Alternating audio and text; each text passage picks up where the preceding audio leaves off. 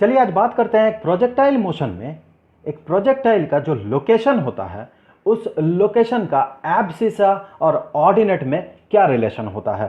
तो इस चीज़ को बेहतर तरीके से समझ लेते हैं। मान ले ये एक ऑब्जेक्ट है जिसे फेंका जाएगा एक सर्टेन डायरेक्शन में, एक सर्टेन एंगल में। तो मान ले इस डायरेक्शन में एक सर्टेन वेलोसिटी u से इसे थ्रो किया गया, तो ये वेलोसिटी वेक्टर u, और ये जो एंगल बना रहा है ग्राउंड के साथ ये एंगल है थीटा। तो फिर ये जो मोशन शो करेगा ये प्रोजेक्टाइल मोशन होगा और इसका पाथ जो होगा ये कुछ ऐसा होगा।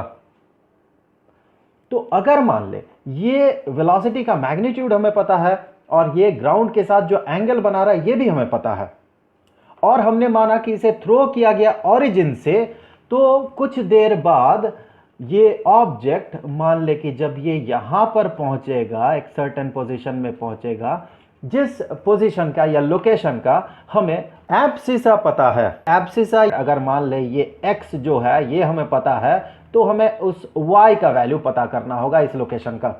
फॉर एग्जांपल अगर मान ले कि कहा गया ये बॉल जब 3 मीटर दूर होगा एग्जांपल के तौर पे, तो मान ले ये वो लोकेशन है, ये 3 मीटर को इंडिकेट कर रहा। तो ये जो पॉइंट होगा जिस पॉइंट में ये बॉल अभी है उसका जो एब्सिसा होगा वो 3 होगा। तो हमें पता करना है कि इसका ऑर्डिनेट कितना होगा।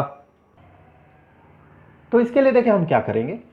हम सबसे पहले जैसा कि हमेशा करते आए हैं इस वेलोसिटी को दो परपेंडिकुलर एक्सिस में स्प्लिट कर देंगे।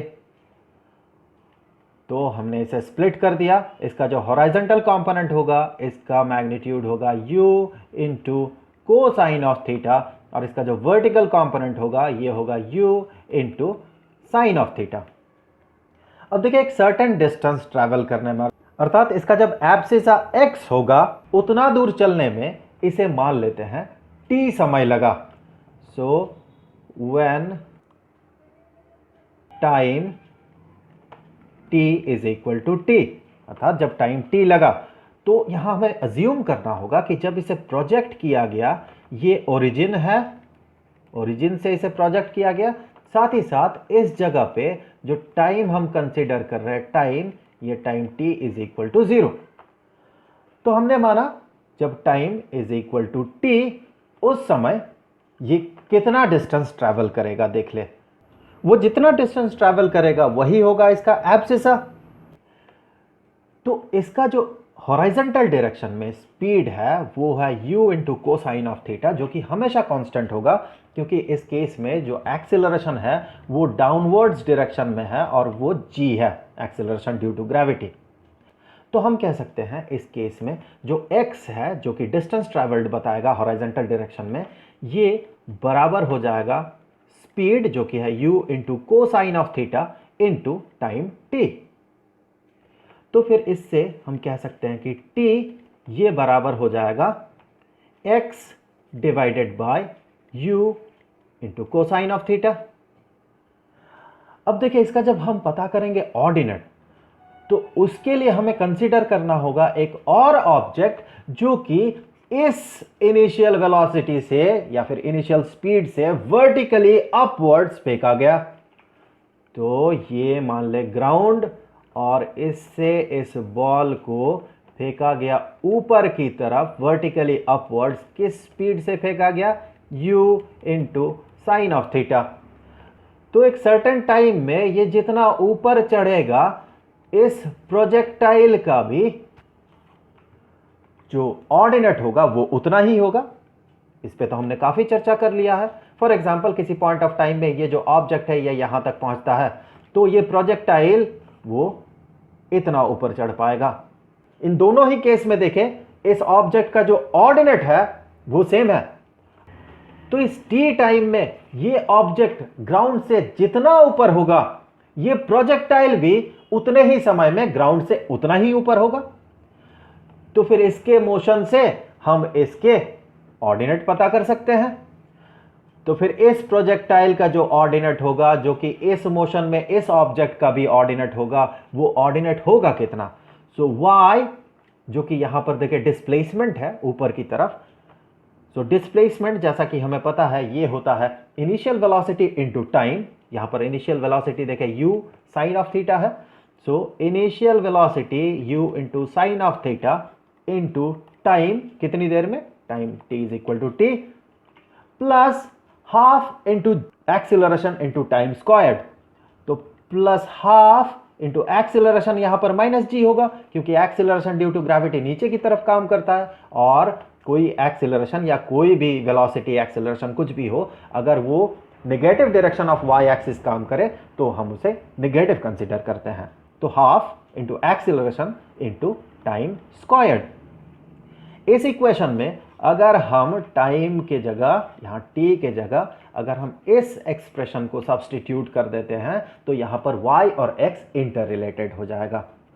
तो इससे आगे बढ़ते हुए हम कहेंगे कि y is equal to u sine of theta into T के जगह x divided by u into को sign of theta.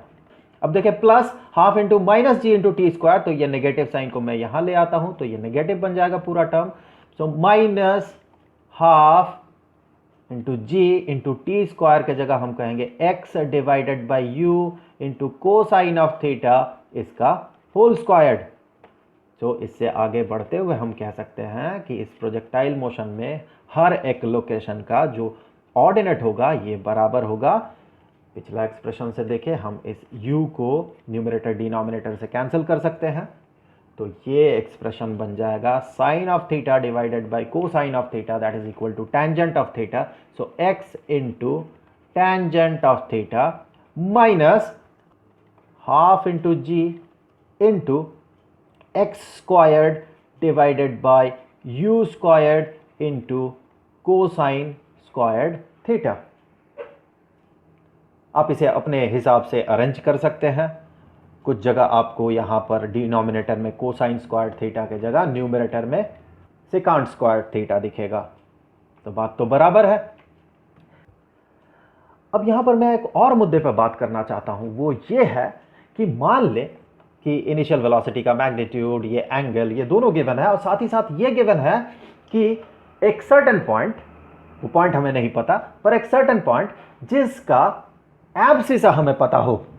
For example ये वो पॉइंट है, ये एब्सिसा है एक्स डैश्ड, तो इस प्रोजेक्टाइल का जो पाथ है उस पाथ में किसी एक पॉइंट में जब उसका एब्सिसा एक्स डैश्ड होगा, अर्थात वो पॉइंट ये होगा ना, ये पॉइंट होगा, सो जब एब्सिसा एक्स डैश्ड होगा तब इसका ऑर्डिनेट कितना होगा, अगर ये पूछा जाए तो हम इस ऑर्डिनेट का एक डेफिनेट वैल्यू पता कर सकते हैं।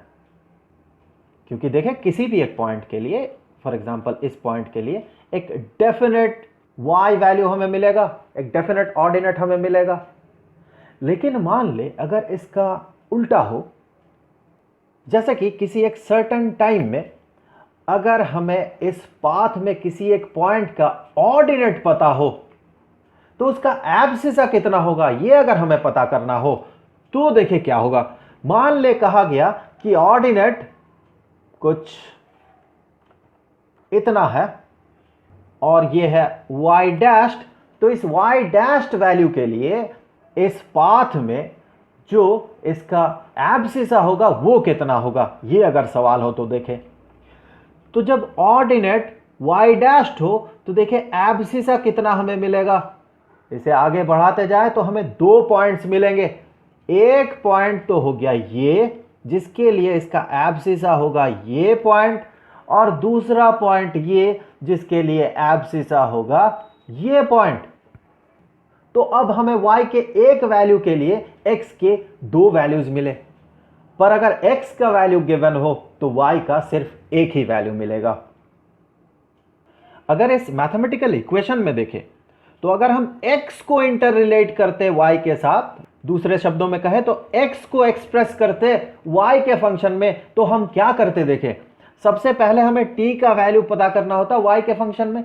तो जैसे ही इस इक्वेशन से हम t का वैल्यू पता करते y के रेस्पेक्ट में या y के फंक्शन में, तो देखें t का दो वैल्यूज हमें मिलता, क्योंकि ये एक क्वाड्रेटिक इक्वेशन है। यहां पर देखें t स्क्वायर्ड है, यहां पर t है, सो चूंकि ये क्वाड्रेटिक इक्वेशन है तो t का हमें दो वैल्यूज मिलेगा y के फंक्शन में। जब उस t के वैल्यू को हम यहां सब्स्टिट्यूट करेंगे तो हमें दो वैल्यूज मिलेंगे इस पूरे एक्सप्रेशन के, अर्थात x के। तो ये हो गया इसके पीछे का मैथमेटिकल रीजन।